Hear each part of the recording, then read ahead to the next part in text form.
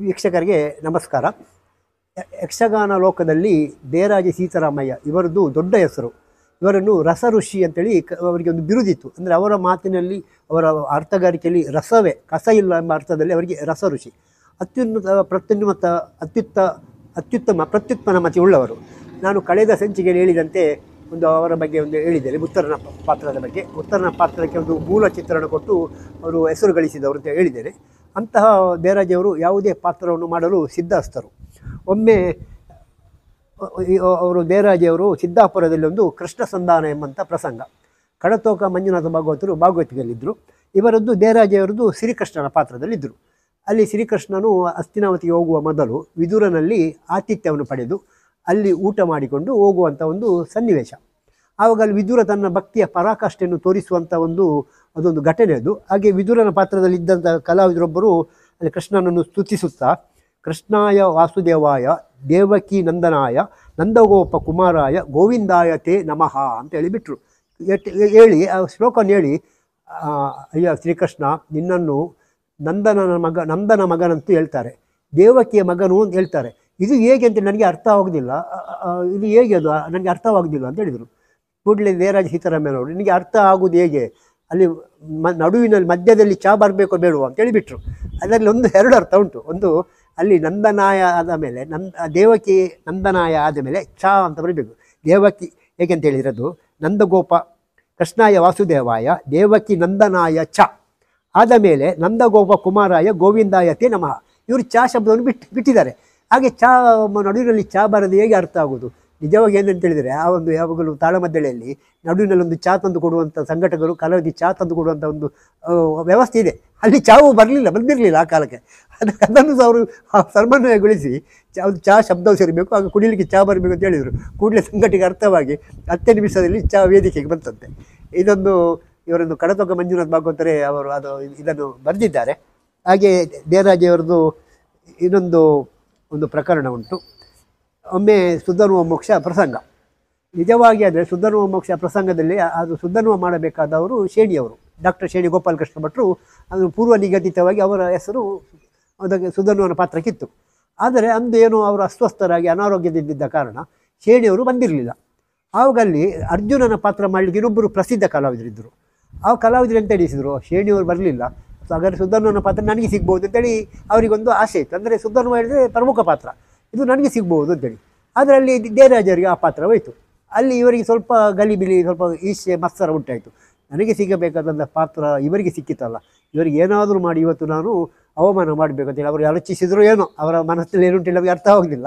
ಹಾಗೆ ಅವರು ಅಲ್ಲಿ ಮಾಮೂಲಿಯಾಗಿ ಕೇಳುವಂಥ ಒಂದು ಸುಧನ್ವ ಅರ್ಜುನನಲ್ಲಿ ಕೇಳುವಂಥ ಒಂದು ಪ್ರಶ್ನೆ ಉಂಟು. ಯಾಕೆಂದರೆ ಅಲ್ಲಿ ಸುಧನ್ವ ಮೋಕ್ಷದಲ್ಲಿ ಅರ್ಜುನ ಹೋಗುವುದು ದಿಗ್ವಿಜಯಕ್ಕೆ, ಅಂದರೆ ಅಶ್ವಮೇಧ ಮಾಡ್ತಾರೆ ಅವರು. ಯಾಕೆಂದರೆ ಅವರಿಗೆ ಧರ್ಮರಾಯನಿಗೊಂದು ಸಂಶಯ ಬರ್ತದೆ, ನನ್ನ ಬಾಂಧವರನ್ನು ನನ್ನ ಅಣ್ಣ ತಮ್ಮಂದನ್ನು ಕೊಂದಿದ್ದೇನೆ, ಆ ಕೊಂದಂತಹ ಪಾಪ ನನ್ನನ್ನು ಸುಡುತ್ತದೆ ಎಂಬಂಥ ಅವನಿಗೊಂದು ಸಂದೇಹ. ನಿಜವಾಗಿ ಕೃಷ್ಣನ ಮೇಲ್ತನಿಕೆಯಲ್ಲಿ ಆದಂಥ ಯುದ್ಧದಲ್ಲಿ ಅಲ್ಲಿ ಪಾಪ ಎಂಬುದಿಲ್ಲ, ಪಾಪ ಬರುವುದು. ಯಾಕೆಂದರೆ ಕೃಷ್ಣನೇ ಕೊಲ್ಲಿಸಿದೆಲ್ಲರನ್ನು, ಕೃಷ್ಣನೇ ದೇವರು. ಆದರೂ ಅವನಿಗೊಂದು ಪಾಪದ ಶಂಕೆ ಬಂದದ್ದು. ಹಾಗೆ ಅದನ್ನೇ ಅದು ಮಾಮೂಲಿಯಾಗಿ ಕೇಳುವಂಥದ್ದು ಸುಧನ್ವನದು. ಅದು ಪಾಪ ಶಂಕೆ ಬಂದದ್ದು ಸರಿಯಾ ಅಂತ ಅದಕ್ಕೆ ಅವರು ಆ ಉತ್ತರ ಅದೇ ಕೊಡಬೇಕು. ಕೃಷ್ಣನೇ ಹೇಳಿದಂಥ ಯುದ್ಧದಲ್ಲಿ ಪಾಪ ಇಲ್ಲ, ಅದೊಂದು ಶಂಕೆ ಬಂದ ಕಾರಣವನ್ನು ಶಂಕೆ ನಿವಾರಣೆಗಾಗಿ ಯುದ್ಧ ಹೊರಟಿದ್ದ ಅಂತೇಳಿ ಅರ್ಜುನ ಪಾತ್ರದಲ್ಲಿ ಹೇಳಬೇಕು. ಅವರು ಅದನ್ನು ಹೇಳದೆ ಅದು ಏನಂತೇಳಿ, ನೀವು ನನ್ನ ಅಣ್ಣ ಧರ್ಮರಾಜನಲ್ಲಿ ಕೇಳಬೇಕು ಅಂತೇಳಿ ಒಂದು ಉಡಾಫೆಯ ಮಾತನಾಡಿದರು. ಅದು ಧರ್ಮರಾಜನಲ್ಲಿ ಕೇಳಬೇಕು, ಅದು ನನಗೆ ಗೊತ್ತಿಲ್ಲ ಅಂತ. ಅಂದರೆ ಇವ ಚಂಪಾಕಾವತಿಗೆ ಬಂದಿದ್ದಾನೆ, ಅಲ್ಲಿಂದ ಹಸ್ತಿನಾವತಿ ತುಂಬ ದೂರ ಉಂಟು. ಕೂಡಲೇ ದೇವರಾಜರು ಗಲಿಬಿಲಿಗೊಳ್ಳಿಲ್ಲ. ಕೂಡಲೇ ಅರ್ಜುನನಲ್ಲಿ, ಅಯ್ಯ ಪಾರ್ಥ, ನಿನ್ನ ಸೇನೆಯಲ್ಲಿ ಅನ್ನ ಉಣ್ಣುವ ಸೈನಿಕರು, ಉರುಳಿ ತಿನ್ನುವ ಕುದುರೆ, ಹುಲ್ಲು ತಿನ್ನುವ ಆನೆಗಳು ಎಷ್ಟುಂಟು ಸಂಖ್ಯೆ, ನನಗೆಲ್ಲ ಈಗಲೇ ವರದಿ ಒಪ್ಪಿಸು ಅಂತ ಹೇಳಿಬಿಟ್ರು. ಇಡೀ ಅರ್ಜುನ ಪಾತ್ರದಲ್ಲಿ ಕಕ್ಕಾಬಿಕ್ಕಿ. ಅದು ಯಾಕೆ ಅದೆಲ್ಲ ನಿನಗೆ ವಿವರ ಕೇಳಿದರು. ಅದು ವಿವರ ಬೇಕೀಗ, ಯಾಕೆಂದರೆ ನೀನೀಗ ಆ ಪ್ರಶ್ನೆಗೆ ಉತ್ತರ ತರಲಿಕ್ಕೆ ಹಸ್ತಿನಾವತಿಗೆ ಹೋಗಬೇಕು. ಅಲ್ಲಿ ಅವ್ರಿಗೆ ಇನ್ನು ಸೇನೆಯನ್ನು ನಾನು ಸಾಕಬೇಕು, ನನಗೆ ಅಷ್ಟು ಸಂಗ್ರಹಿಸಿ ಇಡಬೇಕು ಬೇಡ ನಾನು, ಅದಕ್ಕಾಗಿ ಕೇಳಿದ್ರು ಅಂತ ಹೇಳಿದ್ರು. ಇಡೀ ಸಭೆಯಿಂದ ನಗಾಡಿದರು. ಅಲ್ಲಿ ಕೊನೆಗೆ ಅರ್ಜುನನ ಪಾತ್ರದ ಮತ್ತು ಅಲ್ಲಿಂದ ಸರಿಯಾದ ದಾರಿಯಲ್ಲಿ ಅಲ್ಲಿ ಪಾತ್ರ ನಿರ್ವಹಣೆ ಆಯಿತು. ಹಾಗೆ ಇಂದಿನ ಕಾಲದಲ್ಲಿ ಕೀರಿಕಾಡು ವಿಷ್ಣು ಮಾಸ್ತರು ದೊಡ್ಡ ಹೆಸರು. ಇವರು ಡಾಕ್ಟರ್ ಶೇಣಿ ಗೋಪಾಲಕೃಷ್ಣ ಭಟ್ರ ಗುರುಗಳು, ಮಾತ್ರವಲ್ಲದೆ ದೊಡ್ಡ ಅರ್ಥಧಾರಿಗಳು. ಹಾಗೆ ಇನ್ನೊಬ್ಬರು ಪುಟ್ಟಣ್ಣಗೌಡ ಅಂತೇಳಿ ಅವರು ಸುಪ್ರಸಿದ್ಧ ಅರ್ಥಧಾರಿಗಳು. ಹಾಗೆ ಅಂಗದ ಸಂಧಾನ ಪ್ರಸಂಗ, ಅಲ್ಲಿ ಕೀರಿಕಾಡ್ರವರು ಅಂಗದರ ಪಾತ್ರದಲ್ಲಿದ್ದರು, ಪುಟ್ಟಣ್ಣಗೌಡರು ಪ್ರಸ್ತರ ಪಾತ್ರ. ಅಂದರೆ ಅಂಗದ ಹೇಳಿದರೆ ಮಂಗ. ಹಾಗೆ ಅಲ್ಲಿ ಪುಟ್ಟಣ್ಣಗೌಡರು ಹೀಗೆ ಮಾತನಾಡ್ತಿರುವಾಗ, ಅಯ್ಯ ಕಿರಿಕಾಡಿನ ಕಿರಿಮಂಗವೇ, ಅಂದರೆ ಇವರು ಕಿರಿಕಾಡು, ಇವರು ಊರಿನ ಹೆಸರು, ಕಿರಿಕಾಡಿನ ಕಿರಿಮಂಗವೇ, ಇವನು ಇಲ್ಲಿಂದ ಬಂದ ಕಾರಣವನ್ನು ಉಸುರಯ್ಯ ಅಂತ ಹೇಳಿಬಿಟ್ರು. ಕೂಡಲೇ ಕಿರಿಕಾಡು ವಿಷ್ಣು ಮಾಸ್ತರು, ಅಯ್ಯ ನಮ್ಮಲ್ಲಿ ದೊಡ್ಡಣ್ಣ, ಚಿಕ್ಕಣ್ಣ, ತಮ್ಮಣ್ಣ, ದೊಡ್ಡಣ್ಣ, ಪುಟ್ಟಣ್ಣ ಮೊದಲಾದಂಥ ಕಪಿಗಳು ಇದ್ದರೂ ನಾನು ಬಂದಕ್ಕೆ ಕಾರಣ ಕೇಳಯ್ಯ. ಅಂದರೆ ಪುಟ್ಟಣ್ಣಗೌಡರು ಅವರು ಸಹ ಕಪಿ ಅಂತ, ಅವರು ಅಲ್ಲಿ ಕಪಿ ಅಂತ ಸೇರಿಸಿ ನಾನು ಬಂದ ಕಾರಣ ಹೇಳಯ್ಯ ಅಂತ ಹೇಳಿಬಿಟ್ರು. ಹಾಗೆ ಅಲ್ಲಿ ಒಂದು ಹಾಸ್ಯದ ಸೃಷ್ಟಿಯಾಯಿತು. ಹಾಗೆ ವಿಟ್ಲ ಜೋಶಿಯವರದು ಅವರು ಹಾಸ್ಯಗಾರರೇ, ಅವರಲ್ಲಿ ಹಾಸ್ಯ ಬರಲೇಬೇಕು. ಹಾಗೆ ಅವರದ್ದು ತುಂಬ ಹಾಸ್ಯದ ಪ್ರಸಿದ್ಧಿ. ಹಾಗೆ ಅವರು ಕೃಷ್ಣ ಲೀಲೆಯಲ್ಲಿ ಅವರದ್ದು ವಿಜಯರ ಪಾತ್ರ ಅತ್ಯಂತ ಪ್ರಸಿದ್ಧ. ಅವರು ಅಲ್ಲಿ ಕೃಷ್ಣ ಗೋಪಿಕಾ ಸ್ತ್ರೀಯರಿಗೆ ತಡೆಯೊಡ್ಡುತ್ತಾರೆ, ನೀವು ಸುಂಕ ಕಟ್ಟಬೇಕಂತೇಳಿ ತಡೆಯೊಡ್ಡುವಂಥ ಒಂದು ಸನ್ನಿವೇಶ. ಅಲ್ಲಿ ಗೋಪಿಕಾ ಸ್ತ್ರೀಯರು 4-5 ಜನ ಗೋಪಿಕಾ ಸ್ತ್ರೀ ಇರುವಾಗ ವಿಟ್ಲ ಜೋಶಿಯವರದೊಂದು ಮುದುಕಿ, ಅದರಲ್ಲಿ ಒಂದು ಮುದುಕಿಯ ಪಾತ್ರ. ಅಂದರೆ ಅವರು ಸಹ ಗೋಪಿಗೆ ಮುದುಕಿ, ಅಣ್ಣನು ಮುದುಕಿ. ಹಾಗೆ ಅವರೆಲ್ಲ ಅಲ್ಲಿ ಗೋಪಿಕಾ ಸ್ತ್ರೀಯರಿಗೆ ನಿಜವಾಗಿ ಹೇಳಿದರೆ ಅವರು ಕೃಷ್ಣನ ಮೇಲೆ ಅವರಿಗೆ ಪ್ರೀತಿಯೇ, ಅವರಿಗೆ ಪ್ರೇಮವೇ. ಆದರೂ ಎದುರಿನಲ್ಲಿ ಮಾತ್ರ ಕೃಷ್ಣನನ್ನು ಬೈಯುವುದು, ಅದು ಮಾಡುವಂಥ ಅದು ಸನ್ನಿವೇಶ ಅದು. ಹಾಗೆ ಎಲ್ಲರೂ ಕೃಷ್ಣನ ಮೇಲೆ ಅವರಿಗೆ ಹುಚ್ಚನ್ನು ಒಂದು ಪ್ರೇಮ ಅಂತ ಹೇಳ್ತೇವಲ್ಲ ಅದು. ಹಾಗೆ ಅವರವರು ಮಾತನಾಡ್ತಾ ಇರುವಾಗ ಕೃಷ್ಣ ಬರ್ತಾನೆ. ಆಗ ಇವರೆಲ್ಲ ಕೃಷ್ಣ ಎಷ್ಟು ಚಂದ ಎಲ್ಲ ಗೋಪಿಕಾ ಸ್ತ್ರೀಯರು ವರ್ಣನೆ ಮಾಡಲಿಕ್ಕುಂಟು. ಆಗ ಇವರು ಜೋಶಿಯವರು ಅಣ್ಣನು ಮುದುಕಿಯ ಪಾತ್ರದಲ್ಲಿ, ಅಯ್ಯೋಯ್ಯೋ ಎಷ್ಟು ಚಂದ ಕೃಷ್ಣ, ಇವರು ನನಗೆ 7 ವರ್ಷ ಮೊದಲು ಸಿಗಬೇಕಿತ್ತು ಅಂತೇಳಿ. ಎಲ್ಲರಿಗೂ ಆಶ್ಚರ್ಯ, ಮುದುಕೆ. ಆಗ ಒಬ್ಬರು ಕೇಳೋದು, ಅಲ್ಲ ಅಜ್ಜಿ 7 ವರ್ಷ ಮೊದಲು ನಿನಗೆ ಸಿಕ್ಕಿದರೆ ಎಂತ ಮಾಡ್ತಿದ್ದೀನಿ ನೀನು, ಈಗಲೇ ನಿನ್ನ ಏನು ಕೊಡ್ತಿಲ್ಲ. ಹಾಗೆ ಅಲ್ಲ, 7 ವರ್ಷ ಮುಂದೆ ಸಿಕ್ಕಿದರೆ ಅವನನ್ನು ಹೀಗೆ ಮಾಡಿ ನಾನು ಆಡಿಸ್ತಿದ್ದೆ, ಒಳ್ಳೆ ಜೋಗುಳಾಡಿ. ಈಗ ನನಗೆ ಜೋಗುಳಾಡಲಿಕ್ಕೆ ಆಗೋದಿಲ್ಲ, ಅಷ್ಟು ವೃದ್ಧಿ ಆಗಿದೆ ಅಂತೇಳಿ. ಅಂದರೆ ಅಲ್ಲಿ ಅಶ್ಲೀಲದ ಛಾಯೆ ಅಲ್ಲ, ನಾವು ಅದನ್ನು ಅಶ್ಲೀಲ ಅಂತೇಳಿ ಪ್ರೇಕ್ಷಕರು ತಿಳ್ಕೊಂಡ್ರು. ಅದನ್ನು ಅವರು ಒಂದು ಉತ್ತಮವಾದಂಥ ಚೌಕಟ್ಟಿನ ನೆಲೆಯಲ್ಲಿ ಅದನ್ನು ಅರ್ಥ ಹೇಳಿದವರು.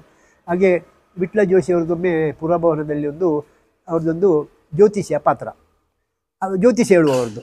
ಆವಾಗ ಅಲ್ಲಿ ಕೆಲವರು ಹಾಸ್ಯಗಾರರು ಕೆಲವೆಲ್ಲ ಸೇರಿಕೊಂಡು, ಅದು ತುಳು ಪ್ರಸಂಗ, ಹಾಗಾಗಿ ಅದಕ್ಕೆ ಚೌಕಟ್ಟು ಅಂತೇಳಿಲ್ಲ. ಈಗ ಪೌರಾಣಿಕದಲ್ಲಿ ಅಂಥ ಪಾತ್ರ ಬರಬಾರ್ದು, ಇಂಥದ್ದೇ ಬರಬೇಕು ಹೇಳಿ ಉಂಟು. ತುಳುವಿನಲ್ಲಿ ಹಾಗೇನಿಲ್ಲ. ಅಲ್ಲಿ ಒಂದು 4-5 ಜನ ಸೇರಿಕೊಂಡು ಜ್ಯೋತಿಷರಲ್ಲಿ ಜ್ಯೋತಿಷ ಕೇಳುವುದು ಅಂತೇಳಿ ಅಲ್ಲಿ ಕೂಡಲೇ ಸನ್ನಿವೇಶವನ್ನು ತಯಾರಿ ಮಾಡಿದರು. ಜೋಶಿಯವರಿಗೆ ಇದು ಗೊತ್ತಿಲ್ಲ. ಅಲ್ಲಿ ಜೋಶಿಯವರ ಪ್ರೀತಿಗೆಲ್ಲ ಆದ ಕೂಡಲೇ 4 ಜನ ಬಂದರು. ಅದರಲ್ಲಿ ಹಾಸ್ಯವರು ಕೆಲವರಿದ್ದರು. ಬಂದು ಅಣ್ಣರೇ ನಮಸ್ಕಾರ, ಎಂತೆಲ್ಲ ಒಂದು ಜ್ಯೋತಿಷ್ಯಪ್ಪ ನೋಡು, ಅಂದರೆ ನನ್ನದೊಂದು ಜ್ಯೋತಿಷ ಹೇಳಬೇಕು. ಏನು ಹೇಳಬೇಕು, ನನ್ನ ಮಗಳು ಗರ್ಭಿಣಿ. ಅದು ತುಳುವಿನಲ್ಲಿ ಹೇಳಿದರೆ ಅದಕ್ಕೆ ಸ್ವಾರಸ್ಯ ಹೆಚ್ಚು, ತುಳುವಿನಲ್ಲಿ ಹೇಳ್ತೇನೆ ನಾನು, ಮತ್ತು ಕನ್ನಡದಲ್ಲಿ ತರ್ಜುಮೆ ಮಾಡ್ತೇನೆ. ಅವರು ಹೇಳಿದರು, ಅಂದರೆ ನನ್ನ ಮಗಳು ಬಂಜಿನಾಲು ಹಾಲು ಇದ್ದರು ಆಣೋ ಪೊಣ್ಣೋ ಅಂತೇಳಿ. ಅಂದರೆ ನನ್ನ ಮಗಳು ಗರ್ಭಿಣಿ, ಅವಳು ಎರುವುದು ಹೆಣ್ಣೋ ಗಂಡು ಅಂತೇಳಿ. ಅಂದರೆ ಅದರಲ್ಲಿ ಹೆಣ್ಣು ಅಂತ ಹೇಳಿದರೆ ಇಜ್ಜಿ ಆಣು ಪೆದ್ದಿನ ಅಂತ ಹೇಳ್ತಾರೆ ಇವರು. ಅದು ಹೆಣ್ಣು ಅಂತೇಳಿ ಇಲ್ಲ, ಅವಳು ಎತ್ತದ್ದು ಗಂಡು ಅಂತಾರೆ, ಗಂಡು ಹೇಳಿದರೆ ಇಲ್ಲ ಎತ್ತದ್ದು ಹೆಣ್ಣು ಅಂತ ಹೇಳ್ತಾರೆ. ಆಗ ಕೂಡಲೇ ಜೋಶಿಯವರು ಆಲೋಚನೆ ಮಾಡಿ ಪೆದ್ದುನು ಪೊಣ್ಣೆ ಅಂತ ಹೇಳಿ ಬಿಟ್ಟರು. ಅಂದರೆ ಹೆರುವುದು ಹೆಣ್ಣೆ, ಅಂದರೆ ಯಾವುದನ್ನು ಹೇಳಲ್ಲ, ಹೆರುವುದು ಯಾರು ಹೆಣ್ಣು, ಪೆದ್ದುನು ಹೆಣ್ಣೆ. ಇಡೀ ಸಭೆಯಿಂದ ಅದಕ್ಕೆ ಭಾರಿ ಒಂದು ಕ್ಲಾಪ್ ಬಿತ್ತು. ಹಾಗೆ ಅವರದ್ದು ಮೂಕಾಸುರನ ಪಾತ್ರ, ಹಾಗೆ ಜಮದಗ್ನಿಯಲ್ಲಿ ಹೋಗುವಂಥ ಒಂದು ಕಾರ್ತಿವೀರ್ಯನೊಟ್ಟಿಗೆ ಜಮದಗ್ನಿ ಆಶ್ರಮಕ್ಕೆ ಹೋಗುವಂಥ ಪಾತ್ರ, ಇದೆಲ್ಲ ಅತ್ಯಂತ ಪ್ರಸಿದ್ಧ. ಅವರು ಅದರಲ್ಲೊಂದು ಅದೆಲ್ಲ ಅಲ್ಲಿ ದೃಶ್ಯ ಮಾಧ್ಯಮ, ಅದರಲ್ಲಿ ಹಾಸ್ಯ ಅಂತೇಳಿ ನಾವು ದೃಶ್ಯ ನೋಡುವಾಗಲೇ ಹಾಸ್ಯ ಹೊರತಲ್ಲಿ ಸಂಭಾಷಣೆಯಲ್ಲಿ ಹಾಸ್ಯ ಇಲ್ಲ. ಮತ್ತು ಜೋಶಿಯವರದು ಅವರು ನಿಂತ ನಿಲುವು, ಅವರ ಭಂಗಿ, ಅವರ ಹಾವಭಾವ, ಇದೇ ಹಾಸ್ಯ. ಕೇವಲ ನಾವೀಗ ನಮ್ಮಲ್ಲಿ ತಪ್ಪು ಕಲ್ಪನೆ, ಹಾಸ್ಯ ಹೇಳಿದರೆ ಸಾಹಿತ್ಯ ಅಂತೇಳಿ. ಸಾಹಿತ್ಯವಲ್ಲ, ನಾವು ನಿಲ್ಲುವಂಥ ಹಾಸ್ಯಗಾರರು ನಿಲ್ಲುವಂಥ ನಿಲುವು, ಅವರ ಭಂಗಿ, ಅವರು ಮಾಡುವಂಥ ಹಾವಭಾವ, ಅದು ಸಹ ಹಾಸ್ಯವನ್ನು ಸ್ಫುರಿಸುವಂಥದ್ದು. ಹಾಗೆ ಆ ಪ್ರಸಂಗದಲ್ಲಿ ಅವ್ರದ್ದು ತುಂಬ ಹಾಸ್ಯ ಉಂಟು. ಹಾಗೆ ವಿಟ್ಲ ಜೋಶಿಯವರು ಒಂದು ಅಗ್ರಮಾನ್ಯ ಕಲಾವಿದರಂತೇಳಿ ಎನಿಸಿಕೊಳ್ತಾ ಇದ್ದಾರೆ. ಹಾಗೆ ಬಿಜಾರಣ್ಣಪ್ಪರು ಸಹ ಹಾಗೆ ಅವರು ಅತ್ಯುತ್ತಮ ಹಾಸ್ಯಗಾರರು. ಅವರು ಒಂದು ಕಾಲದಲ್ಲಿ ಒಂದು ಚರ್ಚೆಯಾಗಿತ್ತು, ಅಂದರೆ ಬಿಜಾರಣ್ಣಪ್ಪರು ಮತ್ತು ವಿಟ್ಲ ಜೋಶಿಯವರು ಇಬ್ಬರು ಸಮಕಾಲೀನರು. ಅದರಲ್ಲಿ ಶ್ರೇಷ್ಠ ಹಾಸ್ಯಗಾರರು ಯಾರು ಅಂತೇಳಿ. ವಿಟ್ಲ ಜೋಶಿಯವರು ಶ್ರೇಷ್ಠ ಹಾಸ್ಯಗಾರರು ಅಂತೇಳಿ ಒಂದು ವರ್ಗ ಹೇಳಿದರೆ, ಇನ್ನೊಂದು ವರ್ಗ ಇಲ್ಲ, ಬಿಜಾರಣ್ಣಪ್ಪರು ಶ್ರೇಷ್ಠ ಹಾಸ್ಯಗಾರರು. ಅಂದರೆ ಇಬ್ಬರು ಒಂದು ಹಾಸ್ಯದಲ್ಲಿ ಒಂದು ಉನ್ನತ ಮಟ್ಟಕ್ಕೆ ಏರಿದವರು. ಕೊನೆಗೆ ಅವರವರೇ ಸಮಾಧಾನ ಪಟ್ಟುಕೊಂಡ್ರು, ಅದಕ್ಕೆ ಅದು ಅವರೇ ಪರಿಹಾರ ಕೊಟ್ಟರು, ಯಾರು ಪ್ರೇಕ್ಷಕರೇ. ಯಾಕೆಂತ ಹೇಳಿದರೆ ಪೌರಾಣಿಕ ಪ್ರಸಂಗದಲ್ಲಿ ವಿಟ್ಲ ಜೋಶಿಯವರು ಶ್ರೇಷ್ಠ, ತುಳು ಪ್ರಸಂಗಗಳಲ್ಲಿ ಬಿಜಾರಣ್ಣಪ್ಪರು ಶ್ರೇಷ್ಠ. ಅದು ಸತ್ಯವಾಗುವುದು. ಯಾಕೆಂತ ಹೇಳಿದರೆ ಪೌರಾಣಿಕ ಪ್ರಸಂಗದ ಕೆಲವು ಪಾತ್ರಗಳಿಗೆ ಬಿಜಾರಣ್ಣಪ್ಪರು ಜೋಶಿಯವರಿಗೆ ಸಲಹೆ ಕೇಳ್ತಿದ್ರು. ಹಾಗೆ ತುಳು ಪಾತ್ರಗಳ ಕೆಲವು ಪಾತ್ರಗಳಿಗೆ ಜೋಶಿಯವರು ಅಣ್ಣಪ್ಪರಲ್ಲಿ ಕೇಳ್ತಿದ್ರು, ಅದನ್ನು ಹೇಗೆ ಮಾಡುವುದು ಅಂತೇಳಿ. ಅದಿಬ್ಬರು ಒಂದು ಸಮಕಾಲೀನರು ಹಾಗೂ ಸಮಮಟ್ಟದ ನಿರ್ವಹಣೆ ತೋರಿದ ಶ್ರೇಷ್ಠ ಕಲಾವಿದರು. ಹಾಗೆ ಅಣ್ಣಪ್ಪರ ಒಂದು ಅವರೊಂದು ದಳವಾಯಿ ದುಗ್ಗಣ್ಣ ಅಂತೇಳಿ ಪ್ರಸಂಗ, ಅದರಲ್ಲಿ ಅವರದೊಂದು ಕಂಪನ ಮೂಲ್ಯನ ಪಾತ್ರ ಅತ್ಯಂತ ಒಂದು ಶ್ರೇಷ್ಠವಾದಂಥ ಪಾತ್ರ. ಅದರಲ್ಲಿ ಅವರೊಂದು ಕಂಪನ ಮೂಲ್ಯ ಒಬ್ಬ ನಿಜವಾಗಿ ಅಮಾಯಕ, ಒಬ್ಬ ದುಷ್ಟ, ಒಬ್ಬ ಅರಬ್ ದೇಶದಿಂದ ಬಂದಂಥ ದುಷ್ಟ ಗೂಢಚಾರನಿಗೆ ಇವನು ತನ್ನ ಮನೆಯನ್ನು ಬಾಡಿಗೆ ಕೊಡೋದು ಗೊತ್ತಿಲ್ಲದೆ, ಆದರೆ ಅವ ಗೂಢಚಾರ ಅಂತ ಗೊತ್ತಾಗಿ ಅವರಿಗೆ ಶಿಕ್ಷೆ ಆಗ್ತದೆ. ಶಿಕ್ಷೆ ಹೋಗಿ ಕಂಪನ ಮೂಲ್ಯನನ್ನು ಸಹ ಕರೆಕೊಂಡು ಹೋಗ್ತಾರೆ, ದೇಶದ್ರೋಹದ ಆಪಾದನೆ ಅಂತೇಳಿ. ಅಲ್ಲಿ ಒಂದು ವಿಚಾರಣೆ ಮಾಡುವಂಥ ಒಂದು ಸನ್ನಿವೇಶದಲ್ಲಿ ಇವರ ಒಂದು ಮುಗ್ಧ ಅಭಿನಯ ಎಲ್ಲದನ್ನು ಮೆಚ್ಚುವಂಥದ್ದು. ಹಾಗೆ ಅಲ್ಲಿ ಅವರು ಶಿಕ್ಷೆ ಕೊಡಲಿಕ್ಕೆ ಅರಸ ಹೀಗೆ ಬರೀಲಿಕ್ಕುಂಟು, ಅದು ಅದು ಅಂದರೆ ರಾಜಶಾಸನ ಬರೆಯೋದು, ಇವರು ಯಾವ ಶಿಕ್ಷೆ ಅಂತೇಳಿ, ಯಾರಿಗೆ? ಅಣ್ಣಪ್ಪನಿಗಲ್ಲ, ಯಾವ ಅರಬ್ ದೇಶದವರಿಗೆ. ಆಗ ಇವರಲ್ಲಿ ನಿಂತು ಅದನ್ನು ಈಗ ಇಣುಕುವುದು, ಅವ್ರು ಬರೆಯೋದು. ಇವರು ಕೇಳೋದು ಅರಸ, ನೀವು ಎಂತ ನೋಡೋದು ಅಲ್ಲ, ಈಗ ಎಂಥದ್ದು ಮಾಡಿದ್ರಿ, ಈಗ ಓದಲಿಕ್ಕೆ ಬರ್ತದ? ಓದಲಿಕ್ಕೆ ಬರ್ತಿಲ್ಲ, ಮತ್ತೆಂತ ನೋಡೋದು ಮಾರಾಯರು, ಓದಲಿಕ್ಕೆ ಬರೆದವರಿಗೆ ನೋಡಿ ಅಂತ ಆಗ್ಲಿಕ್ಕೆ ಉಂಟು. ಅಂದರೆ ಅಷ್ಟು ಮುಗ್ಧತೆ ಅವರಲ್ಲಿ. ಹಾಗೆ ಅಂಥ ಕೆಲವು ಪಾತ್ರಗಳು, ಹಾಗೆ ಕಾಡಮಲ್ಲಿಗೆಯಲ್ಲಿ, ಹಾಗೆ ಪುರಾಣ ಪತ್ರದಲ್ಲಿ ಮಂತರೆ, ಹಾಗೆ ವಿಜಯ, ಮಕರಂದ ಎಲ್ಲವರದಲ್ಲೂ ಸಹ ಅಣ್ಣಪ್ಪರು ಸಿದ್ಧಸ್ಥರೆನಿಸಿಕೊಂಡವರು. ಇನ್ನಷ್ಟು ಕಲಾವಿದರ ಸ್ವಾರಸ್ಯಕರ ಘಟನೆಯನ್ನು ಮುಂದಿನ ಹಂಚಿಗೆ ತಿಳಿಸ್ತೇನೆ. ನಮಸ್ಕಾರ.